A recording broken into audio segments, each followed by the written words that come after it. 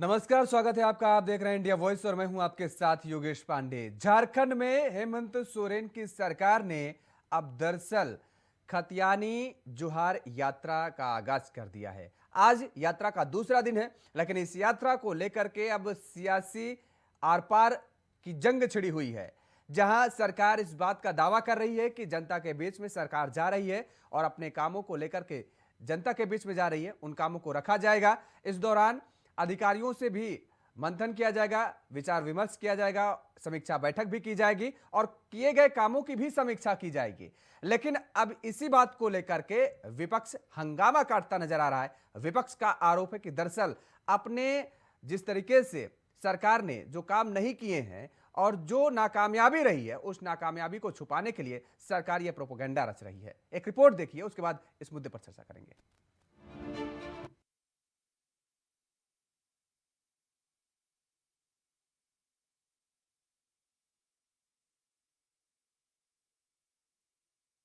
झारखंड सरकार के 3 साल पूरे होने की उपलब्धि में राज्य में जोहार यात्रा निकाली जा रही है।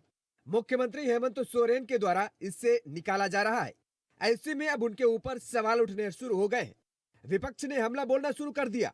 उन पर सवाल उठ रहे हैं कि अगर आपने काम किया होता तो ये जोहार यात्रा निकालनी ही नहीं पड़ती। बीजेपी ने इसे गुमराह करने का तरीका बताया है। वहीं विपक्ष ने कहा है कि इस राज्य के लिए मौजूदा सरकार में विकास तो बस एक मजाक है। दरअसल झारखंड के मुख्यमंत्री हेमंत सोरेन इन दिनों खतियानी जोहार यात्रा के नाम पर राज्य भ्रमण करने पर निकले हैं और इसी क्रम में पहले चरण में मुख्यमंत्री हेमंत सोरेन पलामू प्रमंडल के लोगों के बीच पहुंचे।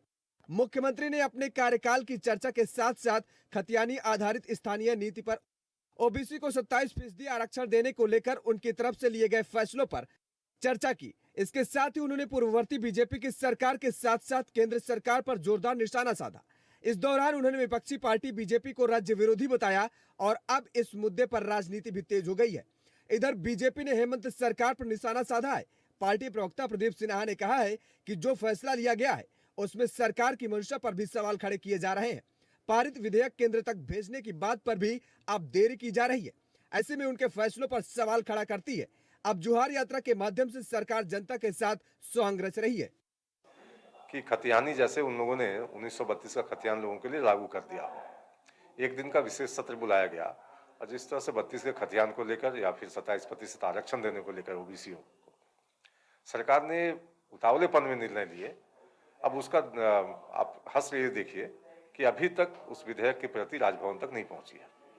तो कहीं ना कहीं सरकार की मंशा पर हम इसलिए प्रश्न खड़ा कर रहे हैं कि अभी तक अगर राजभवन तक नहीं पहुंची है, राजभवन में भी कई औपचारिकताएं होंगी, कानूनी सलाह लिए जाएंगे और जो केंद्र को भेजने की बात है, केंद्र के पास जब जाएगा तब तक काफी समय निकल चुका होगा। उधर सत्ताधारी दल के नेताओं का कहना है कि सरकार कैसे कार्य कर रही है, इस यात्रा के माध्यम से बताना चाह रही है। जेएमएम प्रवक्ता मनोज पांडे और कांग्रेस के प्रवक्ता राकेश सिन्हा ने कहा है कि सरकार पहली बार ऐसी बनी है जो जनता के बीच जाकर काम कर रही है। खतियानियों को जोहार, अभिवादन, अभिनंदन माननीय मुख्यमंत्री के द्वारा उनके गांव में, उनके जिले में जाकर विशाल जनसभा को संबोधित करेंगे, आम जनता को संबोधित करेंगे, आम जनता को अपनी बातों को बताएंगे, उन्होंने क्या किया वो बताएंगे, वो क्या करना चाहते हैं वो बताएंगे, कैसे उनको प्रताड़ित या परेशान किया जा रहा है वो बताएंगे। ये जानना चाहिए झारखंड के तमाम जो आदिवासी मूलवासी हैं जिनके दम पर ये सरकार बनी है और जिनके लिए काम किया जा रहा है माननीय मुख्यमंत्री या सरकार के द्वारा, तो उनको वो अनभिज्ञ न रहें। जब हम सरकार में हैं तो स्वाभाविक तौर पे हमें ये लगता है कि इस राज्य में पहली बार कोई ऐसी सरकार है जो जनता के बीच जाने का काम कर रही है। बल्कि अन्य सरकारें तो आज तक जनता को अपने पास ही बुलाने का काम करती थी। तो स्वाभाविक तौर पे इससे हम जनता के बीच जाकर के जनता की जो समस्याएं हैं उन समस्याओं का भी हम समाधान करने का प्रयास करेंगे। तो एक अच्छी पहल है सरकार की ओर से। तो इस कार्यक्रम से हम जनता के बीच जाकर के उनकी समस्याओं को सुनने का काम करेंगे। सरकार की जोहार यात्रा पर जिस तरह से विपक्ष की तरफ से हमले किए जा रहे हैं, उससे तो साफ है कि इस यात्रा से झारखंड की राजनीति में हलचल जो पैदा हुई है वो अभी रुकने वाली नहीं है। रांची से इंडिया वॉइस के लिए राकेश कुमार की रिपोर्ट।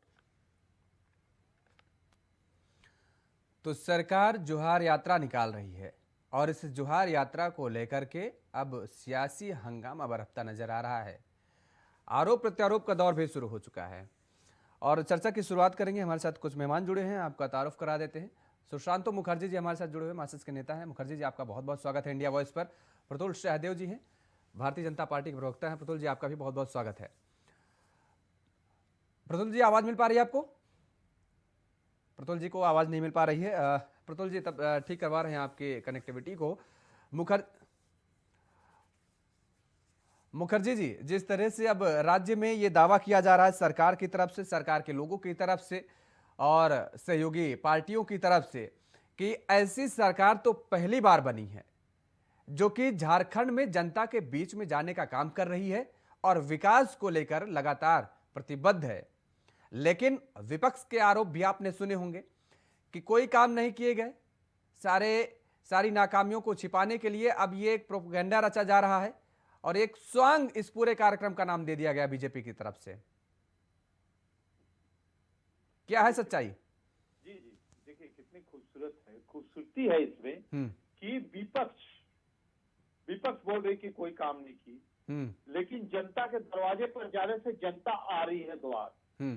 मतलब जो यात्रा जो हो रही है, जोहार यात्रा जो हो रही है, ये आपको बता दें कि ये पहली बार हो रही है झारखंड में। जोहार शब्द पर गुस्से थे पिछली 17.5 साल 18 साल से। अब तो जोहार कह रहे हैं लोग। ये तो हमें लगता है कि कर देना चाहिए कि भाई चौक को जोहार बोलना है। निश्चित तौर पर ये होनी चाहिए जोहार शब्द के बाद। अब जनता जा रही है। आप देखिए, विपक्ष को बोलने का भी मौका है। ये कोई दूसरी राज नहीं है कि विपक्ष को बोलने ही नहीं दिया जाएगा। विपक्ष तब बोले, विपक्ष की बातों को लेके भी जनता के बीच जाने की जरूरत है। और सरकार जा रही। सरकार आप देखें, केंद्र सरकार ने हमारे जीएसटी के पैसे, कोल के पैसे पूरे रोक लिए। हजारों करोड़ रुपए रोक लिए। बिजली में हमारे कटौती कर दिए। जो डीवीसी से हमें मिलते थे उस पर कटौती कर दिए। लेकिन राज चल रही है बढ़िया से। राज की जनता खुश है क्योंकि जल जंगल जमीन की सरकार आई है। जल जंगल जमीन की सरकार आई है, राज की जनता खुश है। और उनके दरवाजे में जब पहुंच रही है तो विपक्ष को यह तय करना चाहिए कि कभी अगर फिर से हम आ जाए तो हम भी निश्चित तौर पर जनता के दरवाजा में जाएंगे और गांव के अंदर हम जाएंगे। ये बात होने की जरूरत थी विपक्ष की, लेकिन सरकार करके दिखा रही है। जी ठीक है। प्रतुल जी, आपको आवाज मिल पा रही है अब? हाँ जी जी बिल्कुल। प्रतुल जी, देखिए मुखर्जी जी भी कह रहे हैं इस बात को, सरकार के लोग तो कह ही रहे हैं, जो चाहे कांग्रेस का हम जिक्र करें, जेएमएम का जिक्र करें, कि दरअसल ये पहली बार हो रहा है जब जनता के द्वार पर सरकार पहुंच रही है और अपने विकास के कामों को द्वार द्वार पहुंचाया जा रहा है सरकार की तरफ से। उनकी समीक्षा बैठक भी की जा रही है और आप आरोप ये लगा रहे हैं कि अपनी सारी नाकामियों को छिपाने के लिए ये सॉन्ग रचा जा रहा है। योगेश जी, आज तिवारी जी नहीं दिख रहे। चलिए, संपर्क करने की कोशिश कर रहे हैं दरअसल कांग्रेस के नेता से, अगर कोई बैठने के लिए तैयार होता है तो। नहीं, देखिए, ऑन अ सीरियस नोट, मुख्यमंत्री जी जो यात्रा निकाल रहे हैं, इनकी पार्टी के लोग और तमाम लोग जो कह रहे हैं कि जनता के पास पहली बार कोई मुख्यमंत्री जा रहा है, तो मुझे लगता है ये गलत बयानी है। इससे पहले जो पहली बार स्टेबल गवर्नमेंट बनी थी रघुवर दास के नेतृत्व में, तो उनका कार्यक्रम बहुत सक्सेसफुली चलता था, सरकार आपके द्वार, जहाँ मुख्यमंत्री पंचायत लगाया करते थे गाँव वालों के बीच आकर। तो बहुत कन्वीनियंस के हिसाब से जो विपक्ष के नेता है, जो माफ कीजिएगा सत्ता पक्ष के नेता हैं, इस बात को कहना भूल जाते हैं। हमारा मानना है कि जो मुख्यमंत्री जो इस समय यात्रा निकाल रहे हैं, उसका नाम इनको प्रायश्चित यात्रा देना चाहिए था, क्योंकि जितना इन्होंने अपने वायदे किए थे मैनिफेस्टो में, चुनाव से पूर्व अपने इलेक्शंस के भाषणों में जो वायदे किए थे, चुनावी सभाओं में वायदे किए थे, सबसे सरकार ने यू टर्न मार दिया। और जो किया भी तो वो लोगों को ठगने का काम किया। देखिए, इन्होंने हर वर्ष 5 लाख नौकरियां देने का वादा किया था। नौकरियां तो दे नहीं पाए, उस समय कोरोना का बहाना बनाया। हालांकि यही कोरोना में माननीय मुख्यमंत्री जी के लिए तीनों वेव में अलग अलग तरह की गाड़ियां आ गई। मंत्रियों के लिए 70 करोड़ के बंगले जो है वो लगभग 80% बन के तैयार हो गए। फॉर्च्यूनर गाड़ी आ गई मंत्रियों के लिए, तमाम सुविधाएं आ गई, उसमें कहीं कटौती नहीं हुई। इन्होंने हर एक बेरोजगार को बेरोजगारी भत्ता देने की बात कही थी। पिछले वित्तीय वर्ष में योगेश जी, इनका बेरोजगारी भत्ता के लिए जो कल्याण विभाग से फंड आया था वो इन्होंने सरेंडर कर दिया। राज्य के बेरोजगारों को बेरोजगारी भत्ता नहीं मिल रहा। और झारखंड मुक्ति मोर्चा ने कहा था कि हम सभी गरीब किसानों का ऋण माफी करेंगे। 32 लाख किसान है साहब इस प्रदेश में, और इनका जो आंकड़ा है ऋण माफी का वो शायद 70,000 के आसपास का है। तो कहाँ इन्होंने 32 लाख किसानों को ऋण माफी की बात कही थी, और ये 70-72 हजार जो है वो क्लेम करते हैं। आज तक इन्होंने श्वेत पत्र इस पर जारी नहीं किया। और देखिए 1932 का खतियान एक ऐसा इशू है जो हर एक झारखंडी का इमोशनल इशू है। हम भी इसका पुरजोर समर्थन करते हैं साहब कि यहाँ के स्थानीय लोगों को, जो यहाँ के मूल निवासी हैं, आदिवासी हैं, उनको 3rd और 4th ग्रेड में तो नौकरी में प्राथमिकता मिलनी ही चाहिए। ये दूसरे प्रदेशों में भी होता है। मुख्यमंत्री जी चाहते तो इसे एक संकल्प के जरिए, एक सरकारी आदेश के जरिए 1 घंटे में अपने सिग्नेचर से इसको इशू कर सकते थे। लेकिन उन्होंने क्या किया कि वो उन्होंने इसको विधानसभा से पारित करके सूची में भेजने की अनुशंसा की, और कल के अखबारों में छपा था कि अभी लॉ डिपार्टमेंट इस पे लीगल ओपिनियन दे रहा है। अभी तक ये फाइल राजभवन नहीं पहुंची। तो जो रास्ता 1 घंटे में हो सकता था, इसको इन्होंने लंबा रास्ता लिया। ओबीसी को 27% आरक्षण देने की जहां तक बात होती है, उसका भी हम स्वागत करते हैं अगर इनकी मंशा ठीक हो, पर इनकी मंशा पर ही प्रश्न है। क्योंकि इन्होंने जो इकोनॉमिक और एजुकेशनल और फाइनेंशियल सर्वे कराना था पिछड़ी जातियों का जिला स्तर पर सुप्रीम कोर्ट के जजमेंट के आलोक में, नागराज केस में, वो इन्होंने नहीं कराया, उसके बिना अनुशंसा को भेज दी। तो आपको जाहिर है कि जुडिशियल स्क्रूटनी में ये चीजें टिकने वाली नहीं है। तो मुख्यमंत्री जी ने सबको ठगा। और 1932 का जो इमोशनल मुद्दा था, जो बार बार कहते थे हम सत्ता में आएंगे सबसे पहले 1932 करेंगे, आप कीजिए, हम प्रतिपक्ष की पार्टी हैं। हमारे समय मुख्यमंत्री रघुवर दास जी को लगा था कि 1985 कट ऑफ डेट में सारे लोग कवर हो जाते, तो उन्होंने किया। ठीक है, आप प्रतुल जी 1932 लौटेंगे आपके करें पास। साहब। प्रतुल जी लौटेंगे आपके पास। हमारे साथ तनिष्क खत्री जी जुड़ चुके हैं, जेएमएम के प्रवक्ता है। खत्री जी आपका भी बहुत बहुत स्वागत है। तनुज खत्री जी, देखिए सवाल आपने सुने कितने सारे खड़े किए जा रहे हैं। 32 का मामला जो कि 1 घंटे में कह रहे हैं, अगर मंशा साफ हो तो रास्ता साफ दिया जा सकता है। अभी तक वो फाइल राजभवन तक नहीं पहुंची है, तो मंशा पर सवाल उठने तो लाजमी होंगे। पहली बात तो जिस हिसाब से जितनी आसानी से ये कह रहे हैं कि 1 घंटे का मामला था, तो 1 घंटे में 5 साल तक क्यों नहीं कर दिया, या उसके पहले भी क्यों नहीं करने का काम किया। लगातार जनभावनाओं से खिलवाड़ करने का काम भारतीय जनता पार्टी ने किया। इसका नतीजा ये हुआ कि आज ये झारखंड में सत्ता से बेदखल है, और आने वाले चुनावों में दूर दूर तक इनकी जमीन जो है वो पूरी तरह से समाप्त हो जा रही है। वो क्यों हो रही है कि आज इनके पार्टी के अंदर में माननीय मुख्यमंत्री हेमंत सोरेन जी के बराबर में कोई नेता नहीं है। जिस तरीके से लोकप्रिय सरकार ने जन आकांक्षाओं को पूरा करने का काम किया, चाहे वो खाद्यान्न आधारित स्थानीय नीति को विधानसभा से पास करने का बात हो, ओबीसी आरक्षण को पास करने की बात हो, या वैसी पेंशन स्कीम, जो पेंशन जो नौकरी पेशा लोग थे उनका एक सहारा होता था, उसको छीनने का काम अगर किसी ने किया था तो इनकी सरकार ने किया था पूरे देश के स्तर पर। और हेमंत सोरेन जी ने झारखंड में उसको पुनः लागू कर करके एक संदेश देने का काम किया है कि जो नौकरी के बाद रिटायरमेंट का भी सहारा अगर कोई बन सकता है तो हमारी सरकार बनेगी, उसको इससे इन्होंने छीनने का काम किया। और हर दिन आज जो मुख्यमंत्री जो लगातार जो कार्यक्रम चला रहे हैं, अगर सरकार के अधिकारी गांव-गांव जा करके पंचायत जा करके काम कर रहे हैं, तो इनको पेट में क्यों दर्द हो रहा है? सबसे बड़ा सवाल है। इसमें भी तनुज जी, दरअसल इसमें भी सवाल इसलिए उठ रहा है क्योंकि कल की जो तस्वीरें सामने आई हैं और उसके बाद जिस तरीके से कुर्सियां तोड़ी गई कार्यक्रम में, ये कहा जा रहा है कि दरअसल सरकार अपने काम को लेकर के नहीं बुला रही है, सरकार सिंगर को लेकर के प्रोग्राम, उनके कार्यक्रम को लेकर बुला रही है, लोगों को लुभाने के लिए एक जनसैलाब दिखाना चाहती है कि नहीं जनता मेरे साथ है। आप पहले इस चीजों को स्पष्ट समझिए कि जिस दोनों अलग अलग कार्यक्रम है। अगर किसी के नाच गाने का कार्यक्रम है वो अलग है, और मुख्यमंत्री का जो कार्यक्रम था वो अलग है, ठीक है। और मुख्यमंत्री जी के कार्यक्रम में तो जो ये हुड़दंग हुई है, जो कुर्सियों को तोड़ा गया है, ये मुख्यमंत्री जी का ही कार्यक्रम था ना, उसी कार्यक्रम का एक हिस्सा था ना, इस यात्रा का एक हिस्सा था ना ये। बिल्कुल। दो अलग अलग कार्यक्रम को आप एक अलग कार्यक्रम बता दीजिएगा।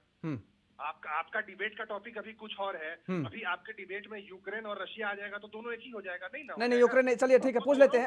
प्रतुल जी बैठे हुए हैं, यूक्रेन रशिया नहीं लाएंगे, हम झारखंड नहीं रहेंगे। वो क्या बोल रहे हैं उस पर नहीं, जो चीजें सच है मैं वो कह रहा हूँ।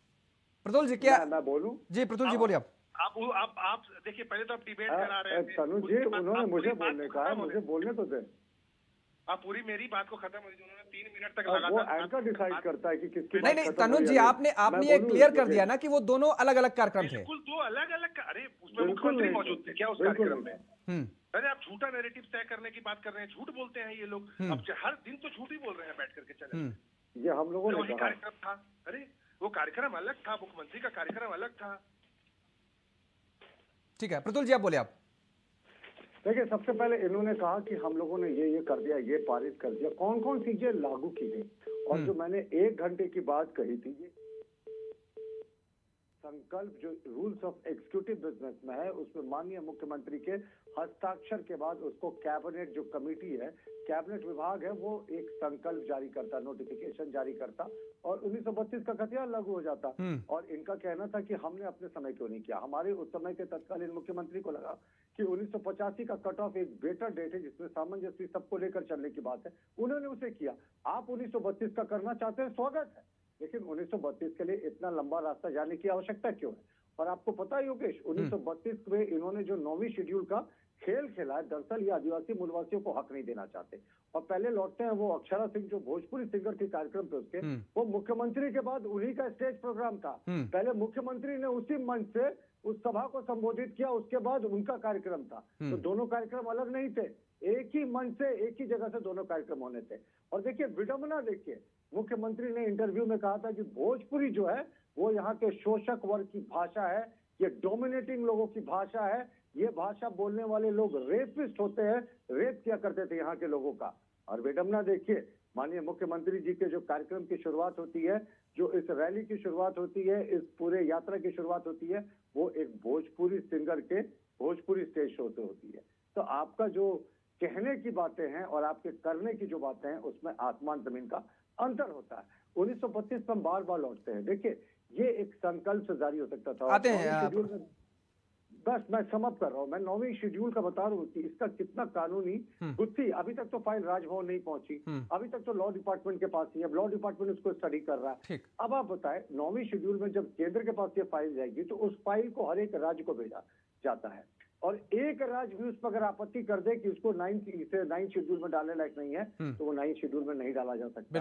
एक राज्य भी राज्य राज्यों के पास जाता है 9 शेड्यूल में डालने के पहले। और जो 9 शेड्यूल में भी जो डाला जाता है, वो सुप्रीम कोर्ट की चीफ जस्टिस कबरवाल ने 1997 के अपने बेंच में कहा था कि अब ये भी जुडिशियल रिव्यू के दायरे में आता है। तो जो चीज ये एग्जीक्यूटिव ऑर्डर से कर सकते थे यहाँ बैठकर 1 घंटे में, उसको इन्होंने इतना लंबा। ठीक है, मुखर्जी जी कुछ बोलना चाह रहे हैं। मुखर्जी जी भाई देखिए, जेएमएम की तरफ से भी पक्ष रखा गया कि अगर हो सकता था 1 घंटे में, तो बीजेपी ने क्यों नहीं कर दिखाया। बीजेपी ने भी तर्क दिए, लेकिन सवाल ये उठता है कि इतना लेट लतीफा, अभी तक राजभवन फाइल ना जाना, तो सवाल तो सभी उठाएंगे फिर।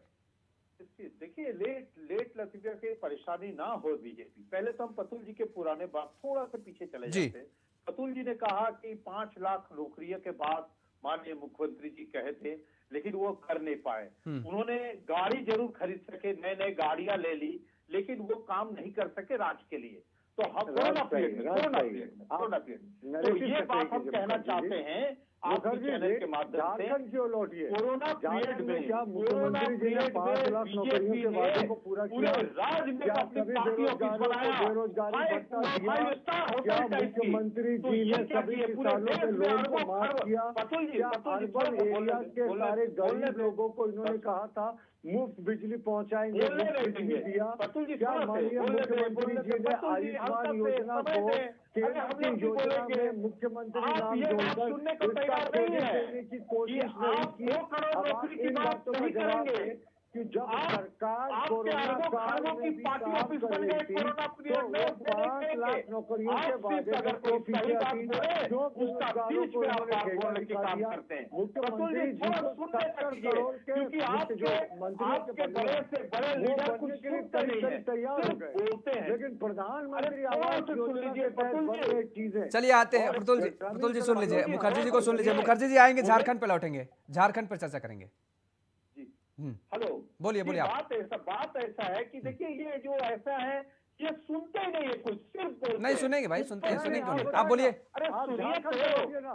बोल रहे, सुनिए, नेशनल डिबेट सुनिए। पे बैठाया कीजिए। आपने कहा अभी आप कि झारखंड के बारे माननीय में बात मुख्यमंत्री करें जी कोरोना और पीरियड में झारखंड के बड़े बारे बड़े में गाड़ी सरकार ले को लिए, बताएं लेकिन कि साहब जो मुख्यमंत्री जी और ने सब जो प्लेन किया कर देते उसके वो बारे में सही कुछ किया। पता है?